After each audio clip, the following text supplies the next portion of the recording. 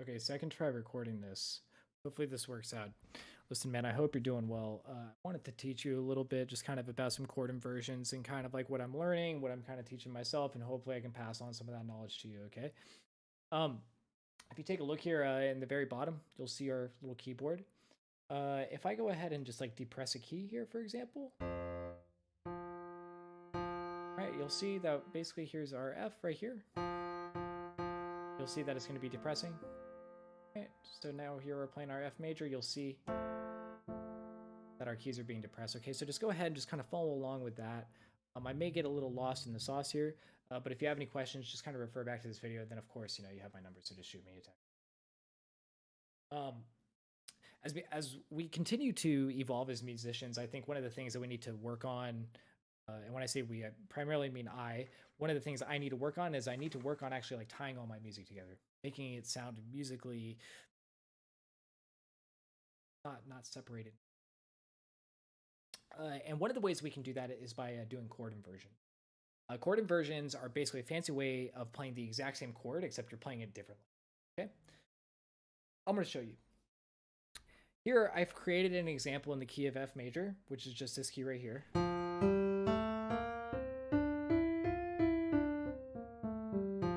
Okay, there's only one flat note being played. It's the B. It's the B flat. All right. So what I want to do right now is I'm just going to kind of play for you just like a stock chord progression. And I just want you to kind of hear how it sounds without any inversions. Okay, let's try that out now.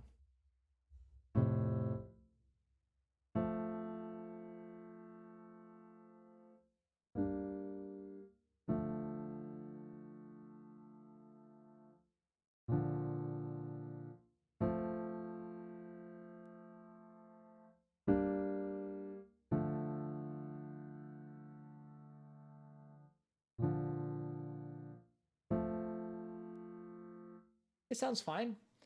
I don't think it sounds particularly interesting, and I think we can change that. One of the ways we're going to change that is by looking at our keyboard differently and finding, in a way, the easiest way to create a triad without moving. Basically, what I want to do is I really want to stay within one octave. I don't want to leave that octave. One of the ways I leave that octave is with my B flat major. Okay, and I also leave that octave a little bit when I play my G flat. Or I'm sorry, G minor, my G minor. Okay, as you see, I go up into our next octave, which is a D, and then of course I leave the octave once again when I play the B flat. Okay, and while maybe on a fundamental level that's okay, that's fine, and I'm sure that there's many ways, especially if you're playing in like maybe keys or whatnot, where you'll have to leave octaves here and there. I think using a chord inversion will help us stay in that octave and will help our sounds sound more uniform, if that makes sense. So here I am. Let's go ahead. Let's play F. Okay, and let's start off actually trying out inversion. Okay, so let's play F here. Here, we've established our melody. This is our root chord. This is our root triad. I think this sounds fine. Now let's transition over to the G minor.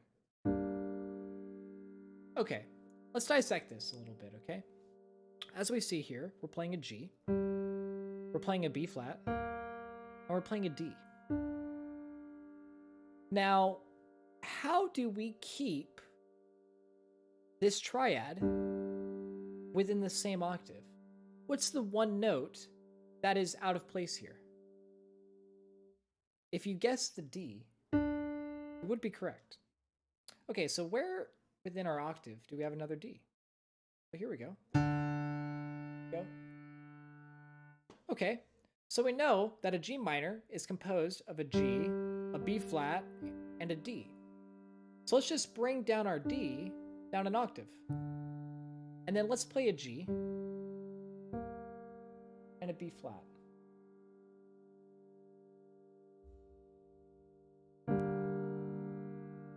That's still a G minor, by the way.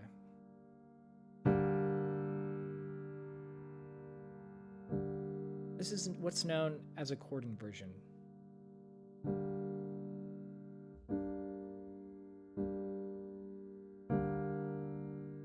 It possesses the same tonal qualities of G minor, and that's because we are essentially still playing the same combination of keys. The only difference is that now we're playing the D an octave lower. And just by that one note shift, we've opened up a box of worms. We've opened up a box of worms, and we've really changed the tonal quality of the chord. It sounds, in my opinion, even more minor. Right?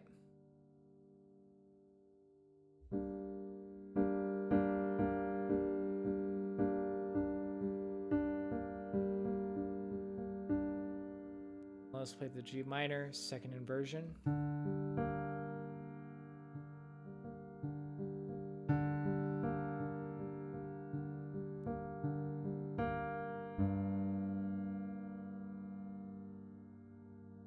Okay, so we know that now we're playing our second inversion G minor, right? Let's just see how that sounds with the F now.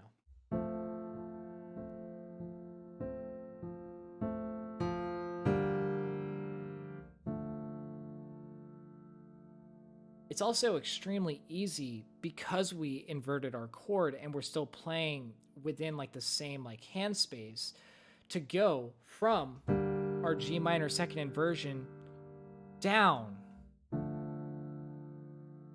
to our D minor, right?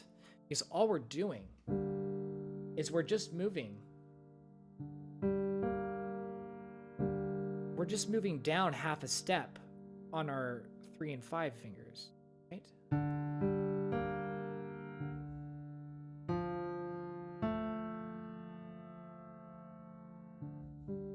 Or I guess we're moving down a whole step, especially on our 3.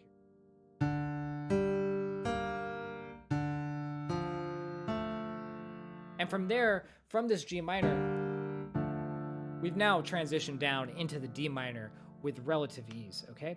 So let's go ahead, let's play once again our stock chord progression, and then we'll play the chord progression with the inverted G minor.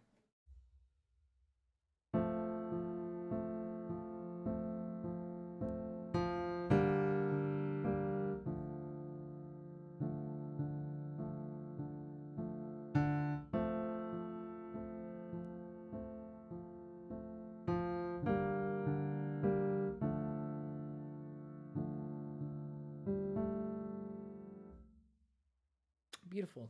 And we still have to talk about this chord right here. B flat major. This one's a little trickier, right? Because essentially what we have here is we have our root note as our B flat. But if we bring it down an octave, we're now way too far and we're way too out of octave. And essentially what we're doing now is we're basically playing with an entirely different hand. Let's try to keep this to one hand, right? So what we want to do is we want to keep, once again, our chord within the same finger space. And the best way to do that is by simply playing the first inversion, right? So D, F, B flat as the 5th. This is still a B flat major. This would be known as the B flat major first inversion. Okay, so let's go ahead. Let's play our stock chord progression here now.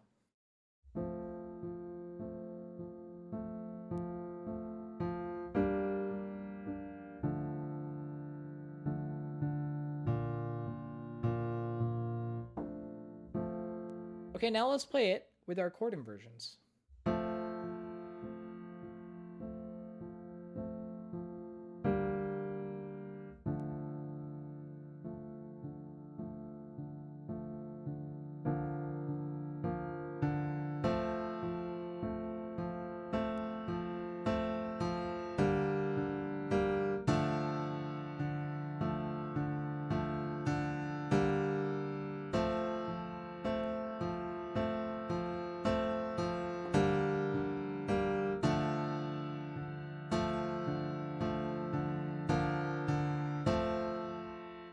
already we just hear so much more uniformity in the sound. It's easier for us to play, and it sounds better tonally because we're not all over the place. We're kind of constricting our note selection here, and we're making sure that everything we play is easily accessible to our hand and falls in line with our 5-finger pattern that we learned from scales, right? This is one of the reasons actually why it's so important to learn scales and why it's so important to learn 5-finger patterns, is because that helps you find your way around an octave to play the chords that you need to within that octave. And that's pretty much it. That's all I really wanted to show you. So just kind of like one more time, maybe with just I don't know. Let's just see like what kind of like notes we can come up with. This is just like an ugly freestyle.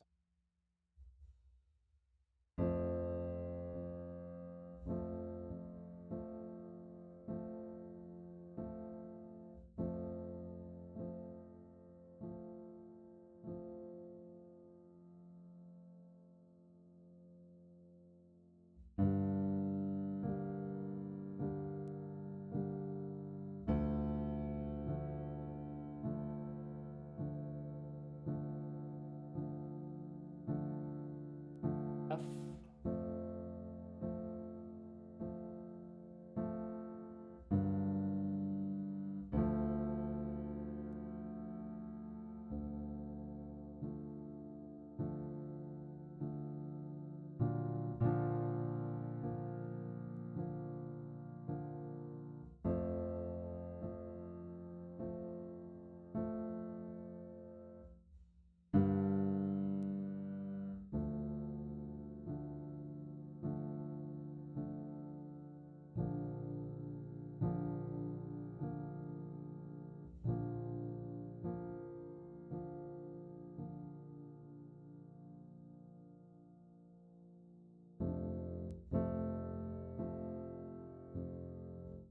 I don't know, just kind of something I thought of there.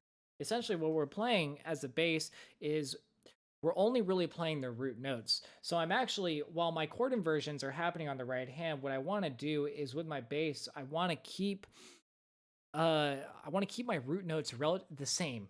It for the most part, because it still adds cohesion, and that's exactly what we need, right? So F, G, and then you can either go up on the B flat, down, or have both. In fact, it might not even be a bad idea to just be playing octaves, right?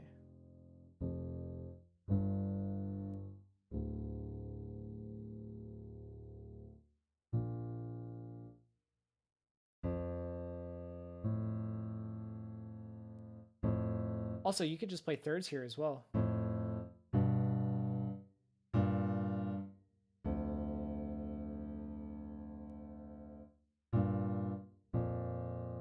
I don't know.